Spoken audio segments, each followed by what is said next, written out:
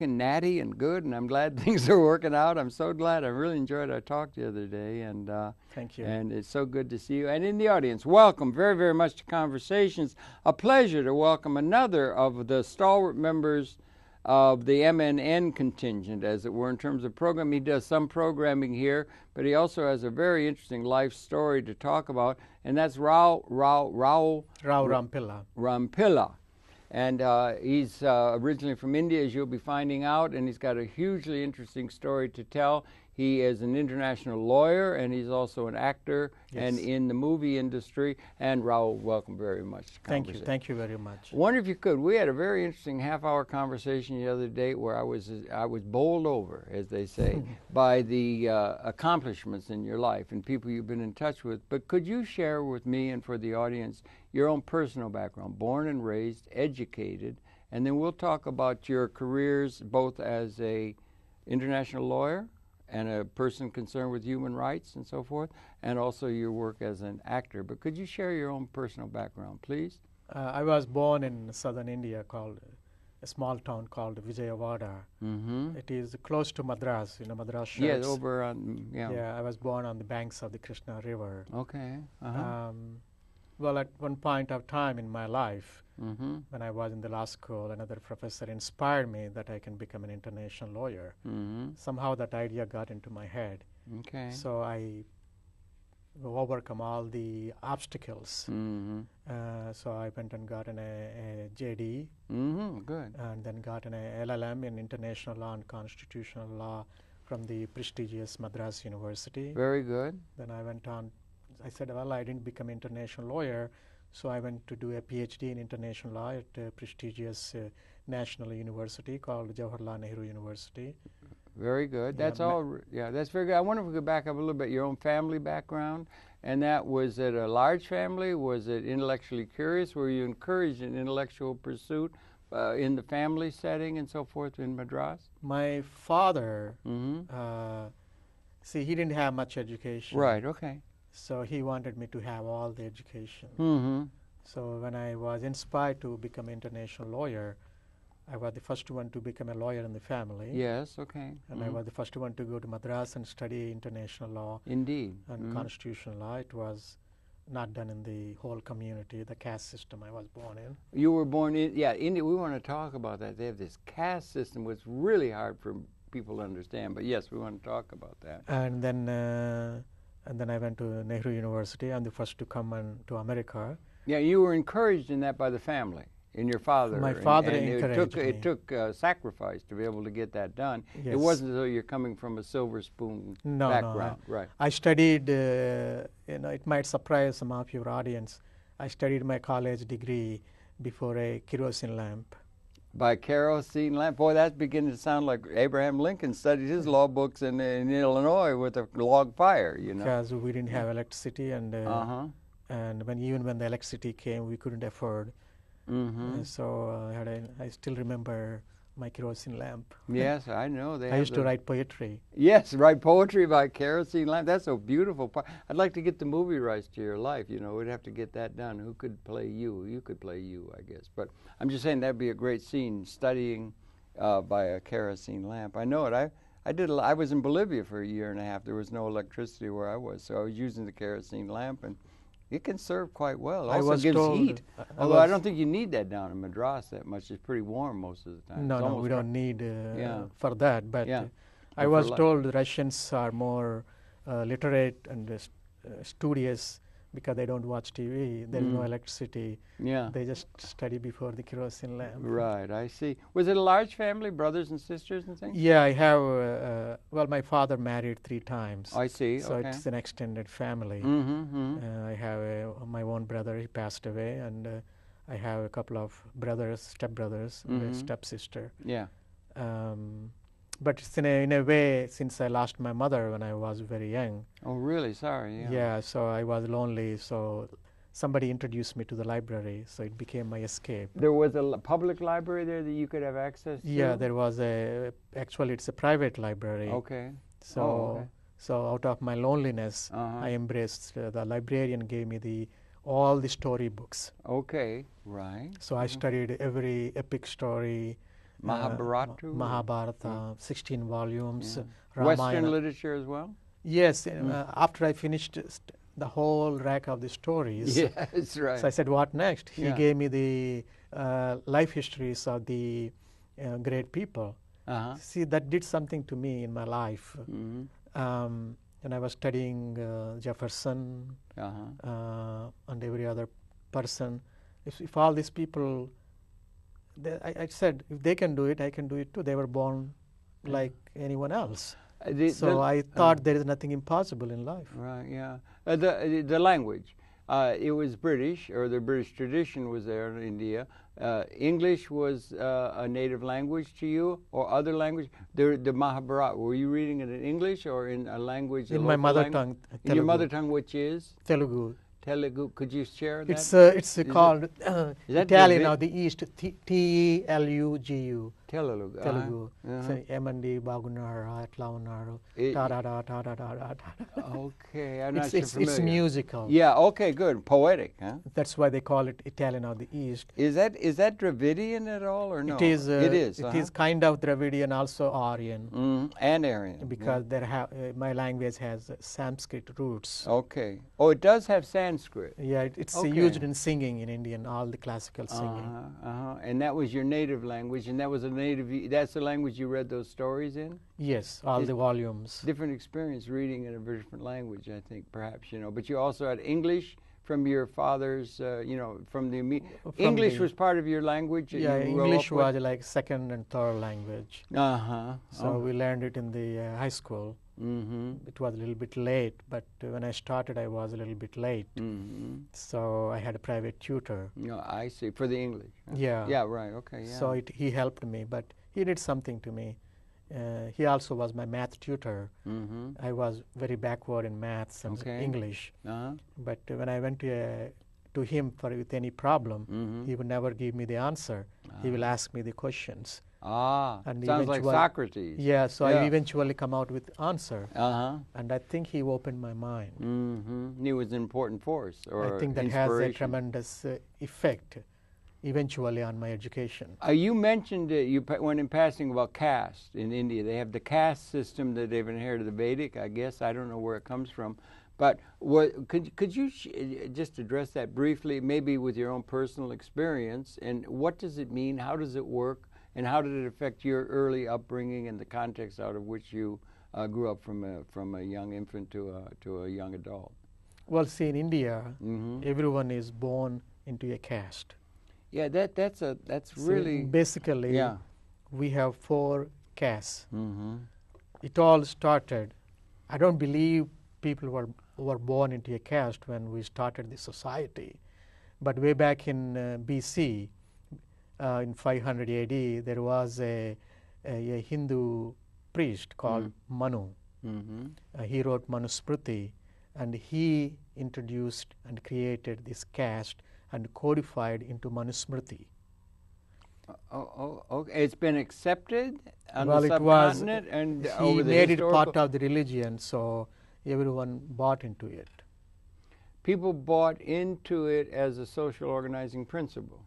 And had political implications, I would think. Yeah, it has implications because the 4 major castes. First one is Brahmins. They, according to him, I don't believe that is true. Well, but according to him, the Brahmins, who are the priests, they came from the god's forehead. Does that include the intellectuals? And the priests are the intellectuals. Okay, right. And then the business people, Vaishyas, they came from god's chest, money. Yeah. And then the warriors, they came from god's shoulders. And the working class people, they came from god's feet. And there were people left out who didn't come from any part of the God's body. Okay, now these are the untouchables. Okay, now where did such a distinction come from? I mean, it seems absurd in a democratically organized world that there could be such a thing that would be accepted by one and all within a society. You understand? Well, there is no such thing when in the original society where the human race began. Whatever people well, it's have lost ideas in the about. mists of prehistory. Yeah, but in around 500 BC. That's around the time of Siddhartha or Buddha. Yeah. In fact, Buddha fought against caste. Buddhism was nothing but an anti-caste movement. Oh, and the caste had come in by then. Yeah. Okay. So Buddhism rebelled against caste system. Oh, really? That's very interesting. So it actually, Buddha never said he was a god. His followers made him a god. I see. And this Hindu religion has a tendency, anything that attacks him, it absorbs him like a amoeba. It goes and absorbs and makes part of it. I see. In fact, my grandmother, she worships Rama, Krishna, all these Hindu gods, Jesus Christ, Also? and Buddha. And Buddha. All the gods are there. But I didn't know, was Buddha coming out of the Vedic thing and also in the Sanskrit and everything, and was it like a heresy to the Vedic, or it was on the issue of the untouchable, or that caste system? You see, when when Buddha got nirvana, when he got into this final eclectic mood and all enlightenment, he ate the food an untouchable woman gave it to him under the tree. That's right. He came off a fast, didn't he? His father was a king. Yeah. He sacrificed everything. Then he was in pursuit of this nirvana and a solution to why people are unhappy, find a solution. Yeah. But when he break the fast, it was this untouchable woman. An untouchable woman who gave him the milk or something. Yeah. They offered the food, right, and he ate it. And because of that, other people who were followers left him at that time. But he went on preaching his... But you mean because of the fact that he took exception to the caste system? He lost leader? He ate a food from this untouchable woman. Because he did it. And you shouldn't, because that had been there. And so that was the point of break between a lot of his would-be followers. That's very interesting, particularly if you start thinking about Abraham Lincoln and slavery and all the rest, because it seems absurd. Gandhi was against untouchables, or was that something, Mahatma Gandhi? See, what happened is Gandhi was from the Vaishya community, which is business community. But the Western media projected him as the savior and the leader of the India, who fought India's independence. Yes, of course. But in fact, there were other people fighting for independence even before Gandhi. Yeah. You know, there was a queen who fought against the British. There were so many people that fought against British. Yeah. In fact, one of the people that split away from the National Congress and formed Ajad Hindu Fauj and fought against the British through armed forces in Burma and all those Andaman Nicobar Islands. In Burma, yeah. Yeah, so it was not just Gandhi, but the problem with Gandhi was there was a leader of the untouchables, or Dalits. Dalits means people that are oppressed and suppressed, basically the people I was talking about, untouchables. He went to Columbia University here. He had law degrees just like Gandhi. There was a communal award in 1932, and Prime Minister Ramsay MacDonald, that time the British Prime Minister, he wanted to give an award to these untouchables. You elect your own representatives in your own constituency, not mingled with the other castes, because that would affect their decision-making process. So he didn't want to mingle. But Gandhi said no, and he went on a hunger strike against it. And to save his life, Dr. Ambedkar, who was the chairman of the India's constitution making, have to concede and have to agree with him. It is called a Pune Pact, because he was in Purva. And they made a compromise. That's why untouchables did not get a separate constituency, but they got reservations. Is that still operative in the very much in India? The idea of the untouchables.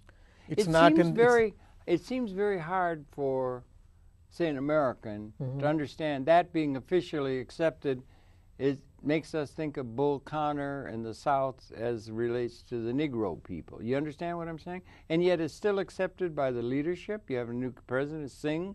Would he believe in the validity of this idea of the way the universe is, that there should be these people that are untouchables at the bottom of society in a way that comes out of the way the universe is structured? It's hard for people to imagine that being acceptable to people. It's not acceptable by a legal sense, but by a social sense, by religious. It is sanctioned by the Hindu religion. So people follow it inevitably. They marry only in their caste. See, here you can change your class. Oh, yeah. But there you can't change your caste. And the whole society accepts that. I mean, there's not upward mobility. No. I knew some people from England. My father refused when I tried to marry outside my caste. So I had to fight with him. I don't mean to pry into your personal thing. What caste are you of? I am from this working class caste. The feet. Yeah, from the feet. From the feet. From the feet up, right? And does it have meaning to you, or do you give it credence, or do you? No, I don't. I don't believe in caste. It's almost something to laugh at in a way. I don't believe in the caste system anymore. And isn't there a great swath of Indian culture that is secular and would laugh at that the same way we would laugh at something that is proclaimed it's okay, a Fugitive Slave Act or some sort of thing coming out of history with all kinds of class distinctions that are asked to be made? You understand what I'm saying? Yeah, no, it's a contradiction. India wants to be a superpower, but the caste is live and kicking. See, unless you understand caste. Yes, right. I'm trying. You do not understand India. India, really. You can go and analyze the politics, election results, history, everything. But if you don't have a fair understanding of the caste, you don't know what's going on. It's alive and well. Yeah, it's kicking. And it's like that. And you also, I asked because you are a lawyer, you're an international lawyer. We want to get through. The trouble is you're too damned interesting, okay? And your knowledge is too interesting. We only got a short time. But you're an international lawyer, so if you've got different laws, we had Napoleonic Code in France, we had the common law out of England, we have different notions, then we have an international order, and somehow the legal systems that are encompassing much of the sociological or religious, cultural traditions and so forth, they differ. There's different notions of what it is. Well, in India, we follow... And we have to inter-accommodate those in what we call international law somehow, or some sort of a way of living one with the other without... Do you understand what I'm saying? Well, see, we follow common law in India. Okay, we adopted it because of the British. Right. You see, we used to have our own grama panchayats, the village leaders sit together and resolve disputes. That used to be the old order. When the British invaded, we adopted the British common law was kind of imposed to rule the country. Kind of imposed at the mouth of a Gatling gun. Because when the British came, they didn't touch the personal laws like Hindu law and all those things. They did not? Oh, yeah. Because if they touch it, there will be a rebellion.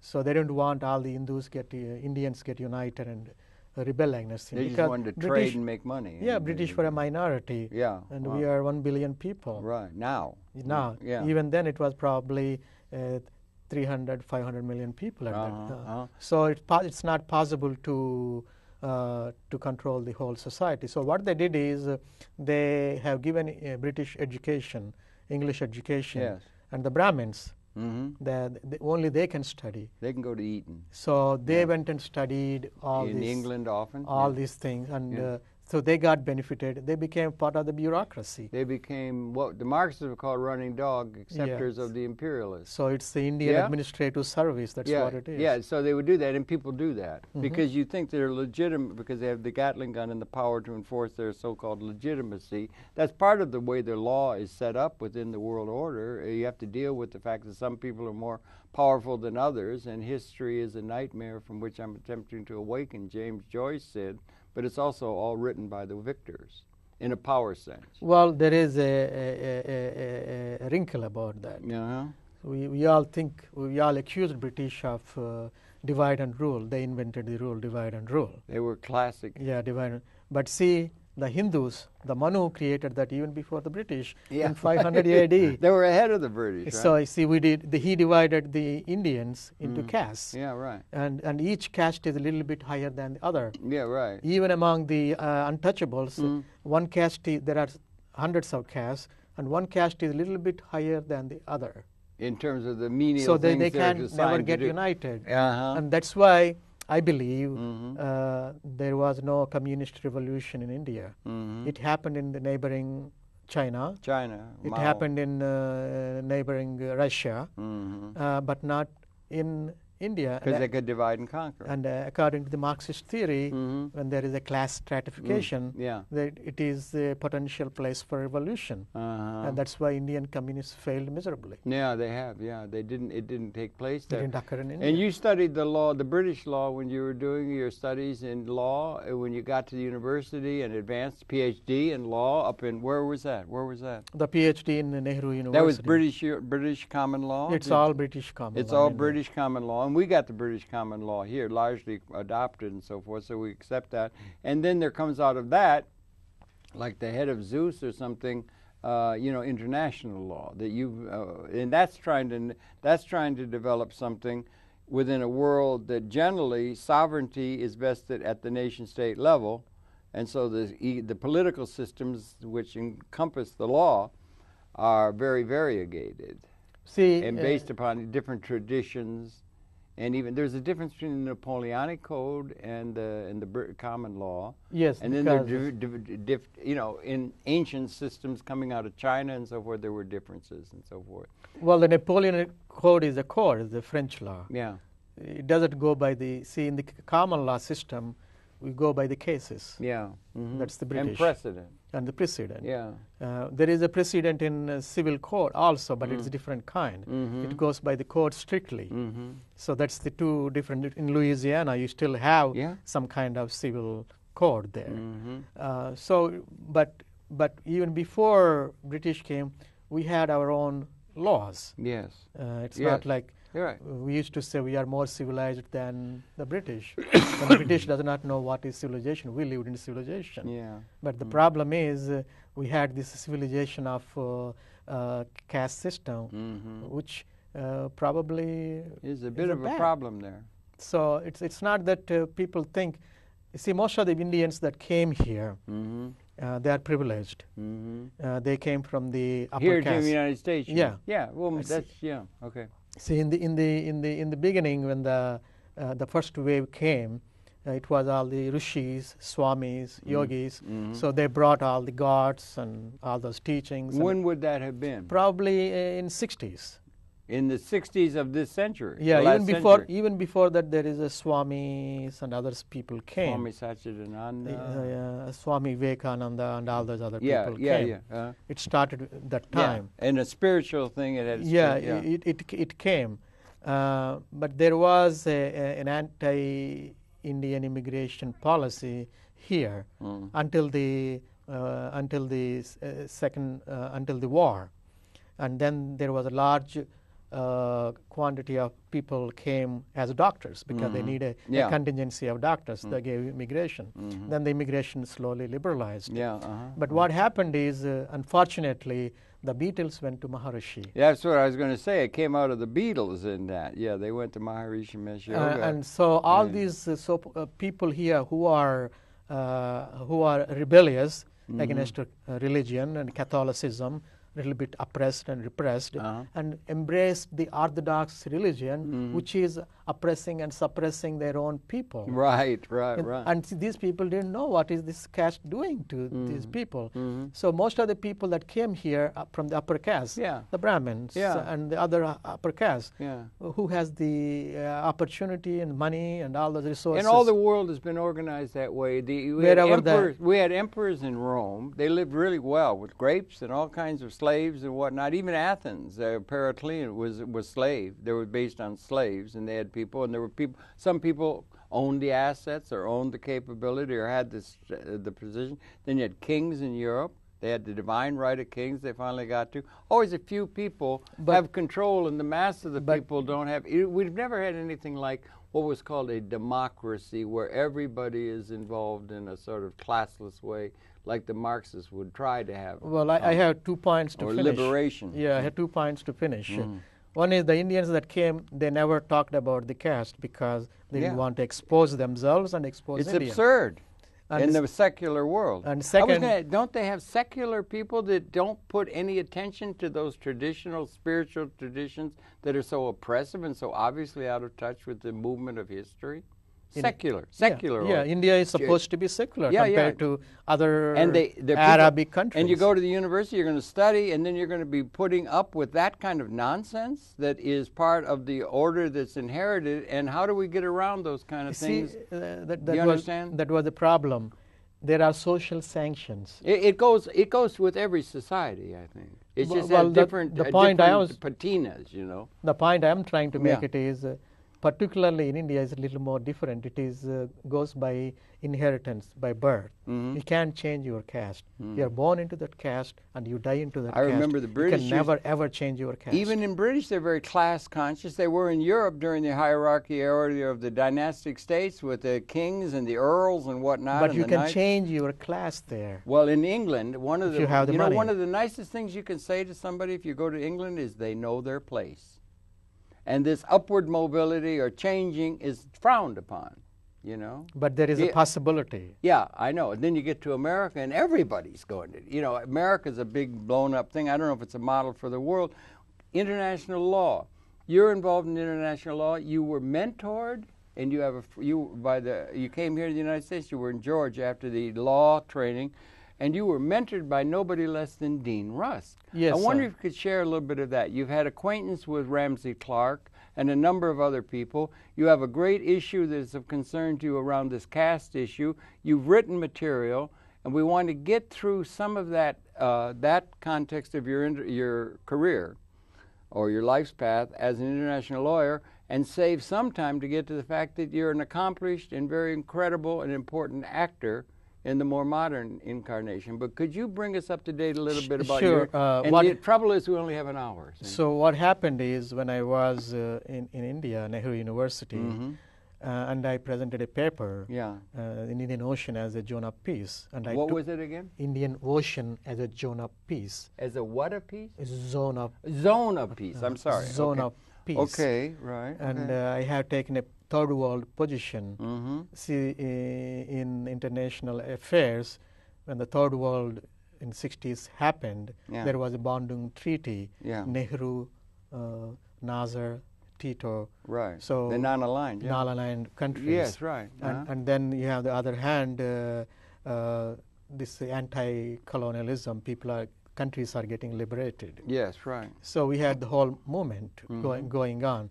So from the third world perspective in the Nehru University, they teach us a third world perspective to international law. Okay. So I wrote a paper saying Diego Garcia, the presence of American military is a threat to the littoral states. Just like it, when they put arms in Cuba, Kennedy said it is a threat to the United States. Yes, well, that was geopolitical. So I used that argument, and the Soviet Union, the time I attended this conference, attended by the Chief Justice of Soviet Union, Ramsey Clark from America. He should get the Nobel Peace Prize, hands down, if you ask me. He have my vote. Yeah, he would have my vote and all I could stuff in the ballot box if I could. And then Sean McBride. And Sean or Sean? Sean McBride. Sean McBride. Yeah, he was was he? Nobel Peace. Nobel Peace Prize, he was Irish. And in Amnesty International or not, I'm not sure. Major figure, yeah. They were involved in that conference? Yeah, they were all there, so I presented my paper. Actually, I have a copy of it published in the... Let me see if I'll hold it up. This is Law in Progress, published by the Indian Association of Lawyers. Indian Ocean as a Zone of Peace. Let's see, I'll give it time to have them come in on this, but talk to this.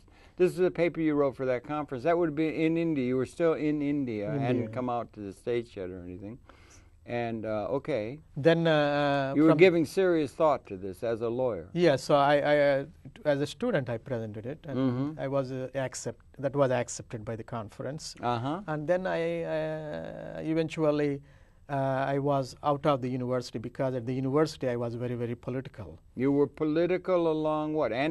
Caste. Anti-caste. Yeah, and good we had for you. It seems to and me. big student movement, and I went on hunger strike for 14 days. You did. Yeah, that's a lot. And in that 1983 political turmoil, eventually they kicked me out. Yeah, I know the feeling rusticated. well. So I left and I came, and Georgia gave me a late admission. I was supposed to go to Yale or Princeton. Harvard or Yale. Yeah. So, but Georgia gave me late admission in You were June. very good as a student. You were a very good student. I had all A's, and I published all these papers. Yeah, you published all these papers. So yeah, you were a shining light. Yeah. So I had no problem.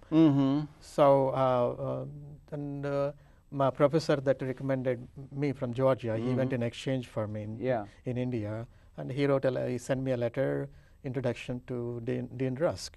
So when I arrived first time in '83, September 26th. What year? 1983. 1983. Okay. So I came to this country September 26th, 1983. A hallmark date. Yeah, I remember REM was playing. Okay. In the Athens campus, whole big crowd. The next day. So then the next day I went and met with Dean Rusk, and he was very gracious. He became like a kind of mentor to you. And you had a good feeling for international law and so forth. So he had experience. He taught me the American approach to international. Okay. See, I came from a different perspective. Had you studied geopolitics and so forth? You know, like George Kennan and all that stuff. And well, see, I came from Indian School of International Studies. What does that mean? It's the prominent school. No, but what does it mean in practical terms? In terms of your it involves orientation? interdisciplinary studies. Okay, good. Okay, right. So we have different areas together studying in one place, like in Princeton. It's an area study. Like a Fletcher School of Law and Diplomacy. Fletcher, that's right. That's so a major school. It's similar to that. Yes. But actually, Dean Rusk and me used to live close by in a few blocks. In Georgia? Yeah, in the same street. Was it Atlanta or where? No, it's Athens, Georgia. Okay. We used to, his house used to be 6 houses before, and he used to go for a gardening after he passes my rented place, go into the other side, and he has a gardening. And every day he goes by the car, he used to wave, and I used to wave. And you had talks and everything together. He was sort of in a sense mentoring you and giving you so real life lessons. I fell in love with him in a way. Okay. Because it was very fortunate to have somebody like him. Don't mean to pry. Have you been married, have family or not? It's none of no, my business. I was wanting to marry outside my caste, but my father didn't agree. You wanted to marry upcaste? Outside my caste. Yeah, but what would it mean? Your caste was feet. Yeah, but we wanted to marry somebody from the muscle of the arm? I found somebody who is a mixture of castes. A mongrel. Yeah, similar. So I'm making jokes of it. No. So because absurd, I was serious about this, because in my life I should see, and I would be able to destroy this caste once for all. Yeah. If I have to give up my life, I would do that. Is it still in effect? Yeah, it is. It's such an anomaly. It is. How can it have such long legs? See 300 million people Yeah. are untouchables. That's staggering. Even though officially, if you exclude other categories, it's 162 million, but it is millions. And that has consequences in terms of the economics. They would be poor. Yes. They'd be poor, grinding poor. I mean, they have been like this for forever, and years. And they've been taught, and everybody's been taught, it's because of what they were born into. It's the fate of the universe. That is so retrogressive, brother. And I don't wonder that you were fighting that. Aren't there a lot of people fighting that in India, outwardly so, and saying that? And I believe there are other people. Tolerate it sounds like Bull Connor in the South with slavery. Well, see, there is a problem. The Communist Party. I remember from my caste people who were the leaders of the Communist Party. Okay. When they come outside to their houses, they organize the workers, like the people that pull the three-wheeler here near Central Park. Yeah. The workers, they organize Workers of the World Unite. Yeah, right. But when they go home, they pay dowry, they get married their daughters and their caste and everything. So it's very, see, nobody taught me to change. After seeing all these things, I started thinking. Yeah. Oh, it's dangerous. I started thinking. Yeah. And one of my classmates, when I was in childhood, I used to see somebody begging in the street, and he was the son of a doctor, and my father is a businessman, doing some business, trying to help. And I used to ask, why should I go to school? Why not that fellow who is begging in the street can go to school? Yes, right. Rao, don't ask those questions. Yeah, right. So they want, see, the tradition is not kill that thinking process. Yeah, right. But somehow, losing my mother, going to libraries, what I read in these books, Mahabharata, Ramayana, and Gita is different from what I saw in the temples. Yeah, right. Okay. I used to have a close friend. And then you read some of Abraham Lincoln. No. See, we used to be in a swimming team. We used to go for swimming. But he's equal to us. He's not a good swimmer, so we used to chastise him. But when we go to the temple, he's the son of a priest. So we can't enter the sanctum sanctorium. So we used to go get some bananas from the temple, that's all. But they used to have sex in the sanctum sanctorium, lure some of these young girls. So we used to make jokes about it when he comes for swimming team. So I used to think, what I'm reading in these books about the great glamour and all these things is different from what I'm seeing. Yeah. And then I can't even touch my, once I touched my PO that washed the clothes. I take account of it. My mother frowned at me. So you can't touch. That's why the Untouchables name came. Okay. So all these things had an effect on me. Yeah, right. It's hard to understand. And the one of the problems, you're too damned interesting, and you're too interesting a life to get into one little 1 hour thing, right? And the thing is, George Kennan, he mentored you, and you've done that. You've written and you've followed. You've gotten involved in the UN. You've gotten in the law. You got a book published by Yale and so forth. Maybe because you got a couple of things. You got the Charter of the UN. You're obviously interested in that. You like Ramsey Clark and everything. And what's this? And well, when I came after they expelled me, I wrote a paper about civil disobedience. Who's expelled you? Nehru University. Nehru, they expelled you. That's where you took your doctorate? Yeah, that's where I was in doctoral program. I see. Okay, thanks. So I went on to study with Dean Rusk. And then when not only they expelled me, they wrote a letter to the dean of the law school saying this fellow has been expelled, take action against him. So I wrote a response basing on First Amendment right, explaining how my actions are First Amendment based. And I wrote an article about civil disobedience. Good. And First Amendment. Right. And it was published by the Journal of the Indian Law Institute. Yeah, this is another one. We'll put it up. Yeah. And we're running out of time. That's the problem. This is another thing that was published on that. And you're on the side. Would you count yourself in a political sense as a progressive? Yes. And trying to bring democracy and light to the world and so forth. Human rights. And human rights and all of these major things that we're almost all concerned with here at MNN. And then you published another thing that Yale published. I developed that into a book form. And I spent 4 or 5 years. Political contours of civil disobedience. Okay, that's it. This is unbeknown to me. William Sloane Coffin Jr. A huge figure. And he Took somehow note got of your hold of writing. this one and put it in his archives in the Yale University Your library. paper, and that was on what? That's the one Political contours of civil disobedience. Okay, really good. Political contours of a huge subject in the era that you were writing, and continues. Yes. So you were writing on that, and he took note of that. And he preserved it as an in his archives as a collection. And did you get involved in any of the civil rights kind of things here in the United States? Demonstrate or do anything? Or, can you remember Vietnam? You're too young for the war. No, by the time I came, Vietnam was over. I came in '83. And you weren't taking note of it when you're too young to have been involved in it in India. I mean, you would have been too young to really have that make effect. Yeah, probably. But we have a very faint.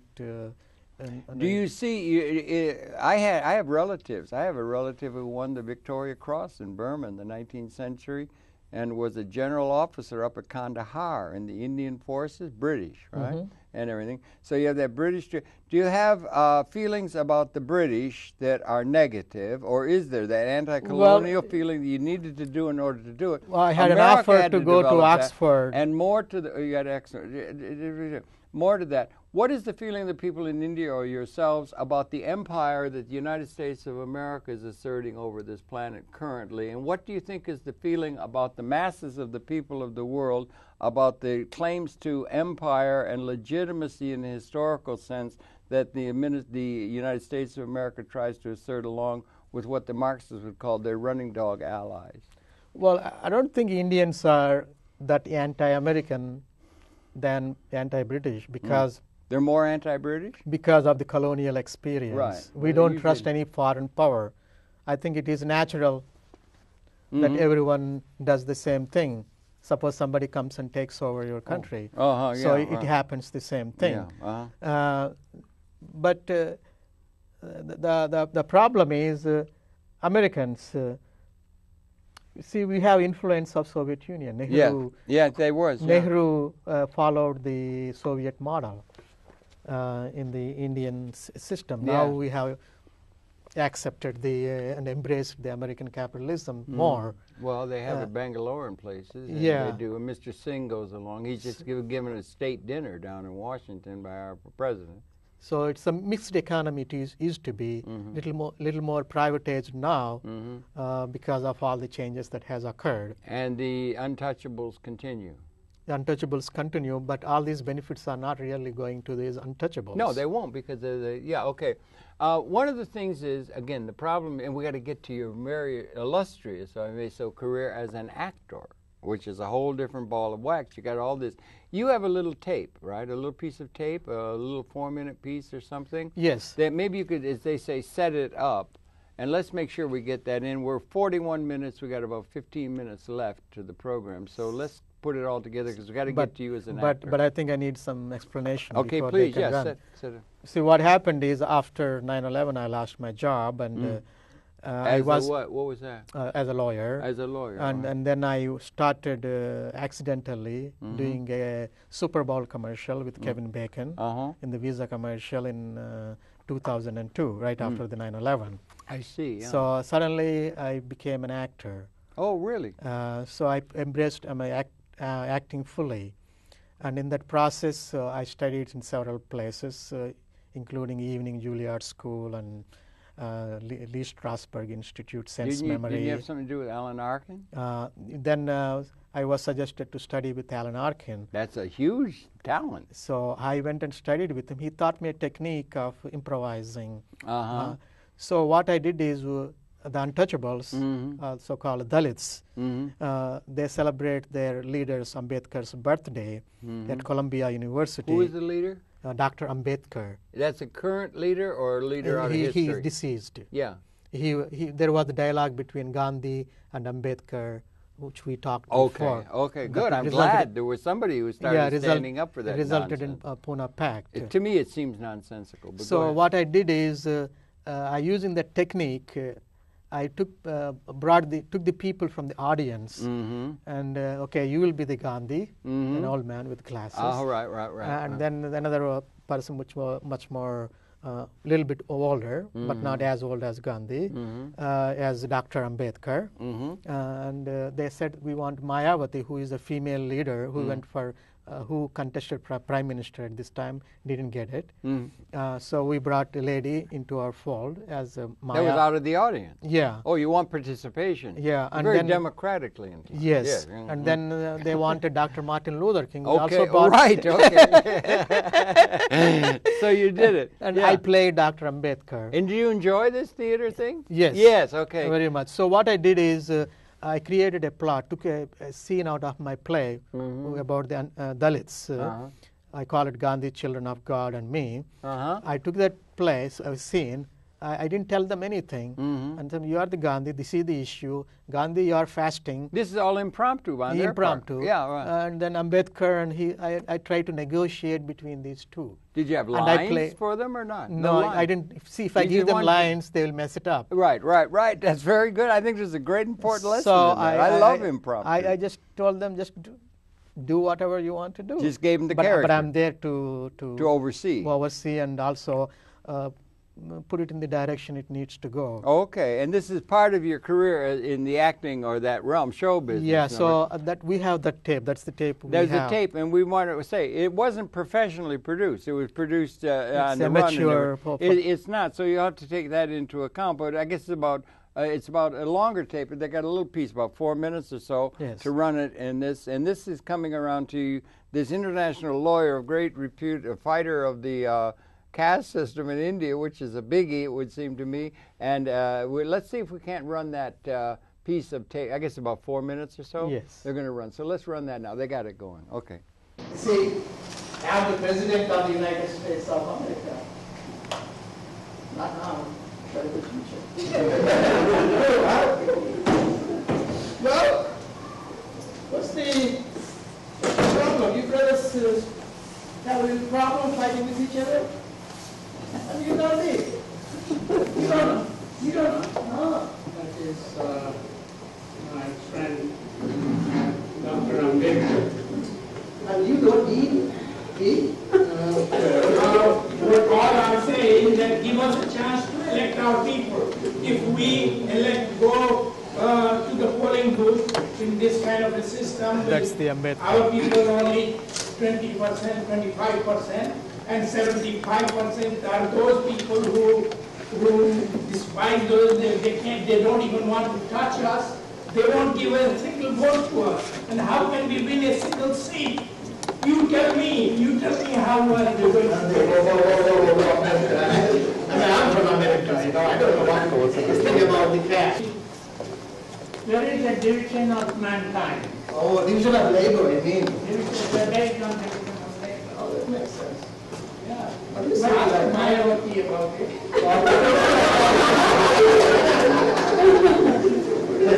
What do you think about this discrimination and division of labor? It's correct. In fact, Dr. Ambedkar, I remember he said that there should be a Dalit as a prime minister. And in so many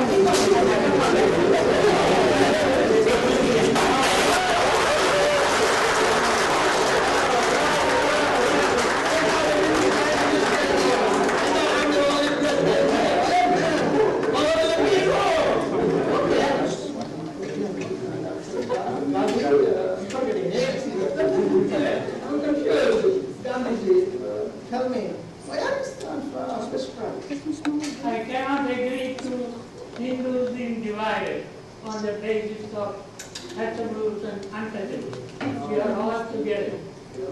But Cabbie, I just ask you one question. Do you think that any of our untouchable people, brothers and sisters, you try to help them so much in? Yeah, you call them husbands, children of God. Children of God means children of God. No. What character is he supposed to be? That's me. That's you, but what Obama. In some temples, That's Gandhi. That's Gandhi. That is Ambedkar speaking. See, Gandhi was fasting. and they used to have them keep them as slaves in the temple, like sex slaves. Oh, you mean prostitutes? Yeah. Oh, it's against the law. We can't do it in America.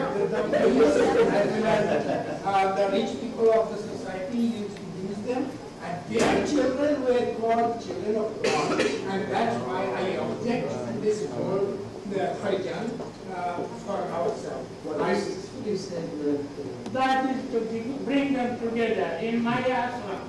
In my ashram, everybody.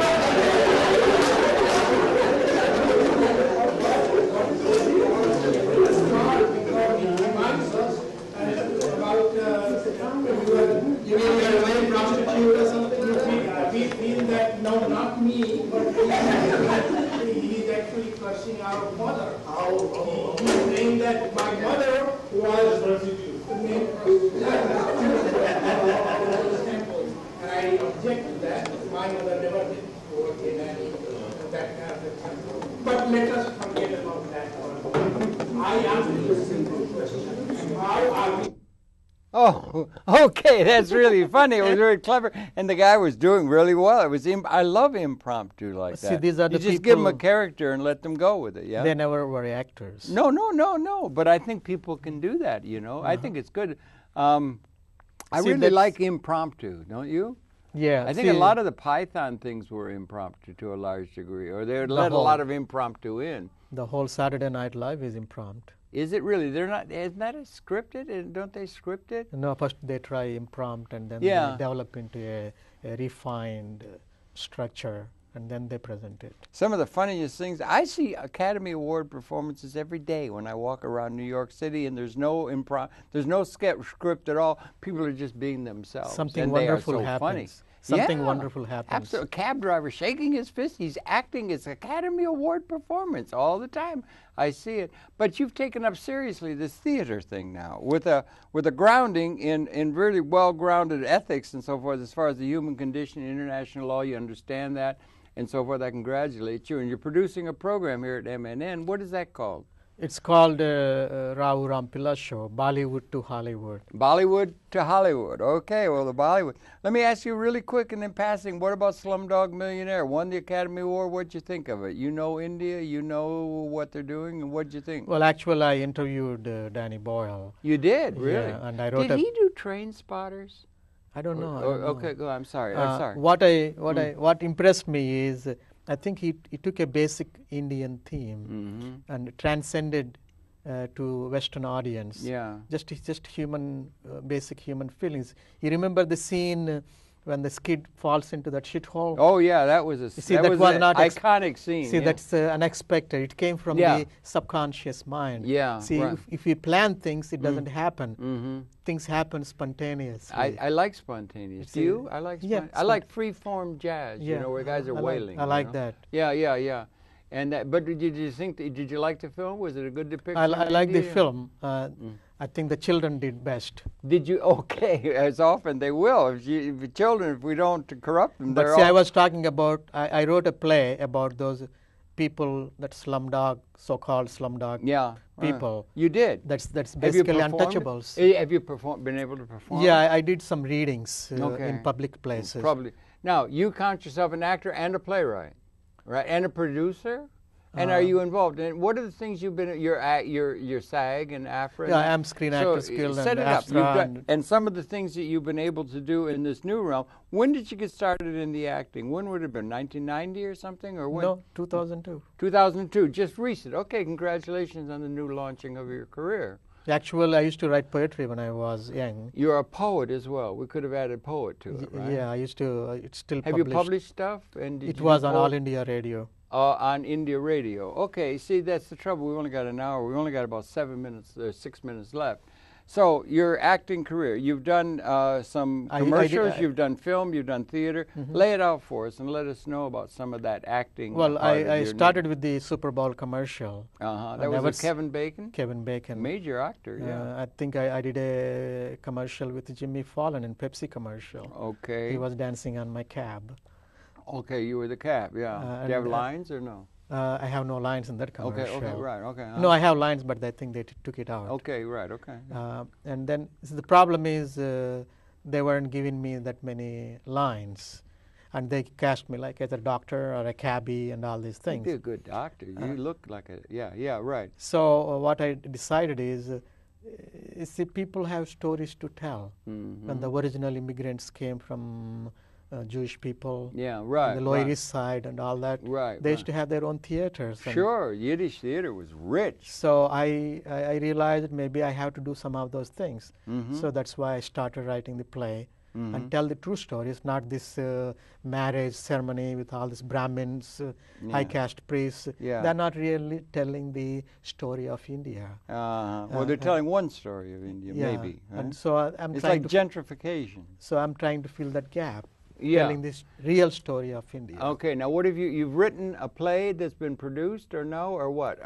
I have written a play called Gandhi's Children of God and Me. It's about the untouchables. Now that is a clip from this is an improvised scene. Improvised fun thing you were doing with From some people in the Yeah, audience. one of the scenes. Was the thing put together on a stage and produced and played with lights and all that and videotaped? Well, and that, or not? it was it won official entry in the Latvia Theatre. What is that?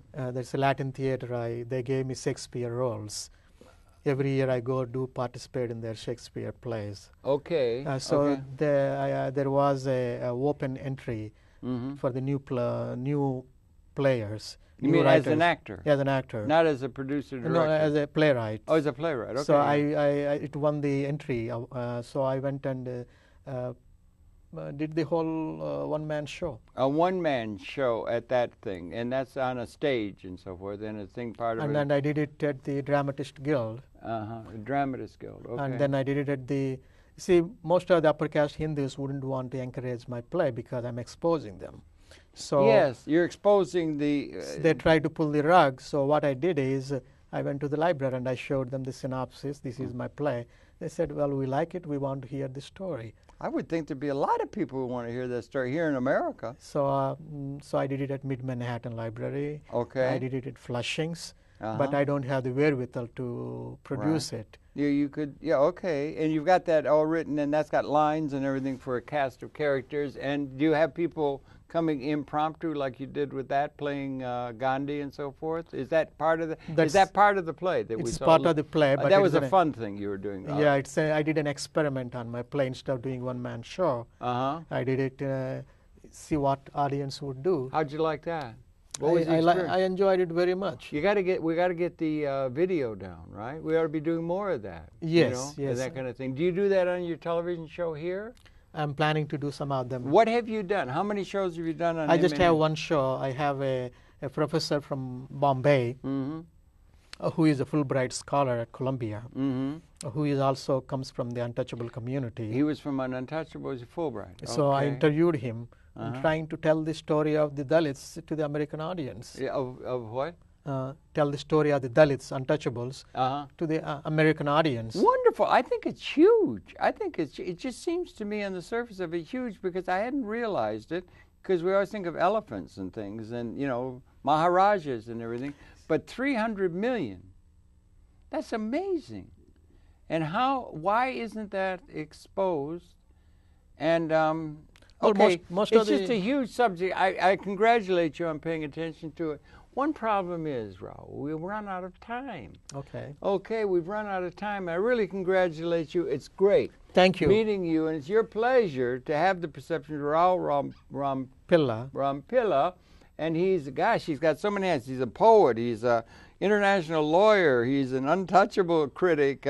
He's an actor. He's a producer, a playwright, and all of these things. And perhaps most illustriously, he's a fellow member of the Manhattan Neighborhood Network lineup of programming, and you call it your show. You've only had the one, and you're just coming on board. More. We should get together, and we should try to cooperate with you and other actors that are here. There's a large number of people here. You could be putting something together to tap into this theme with all your wide experience. I predict big things for you, young man, as you begin to look ahead. I believe stage can be used as an instrument of social change. Let's wish them all a happy holiday.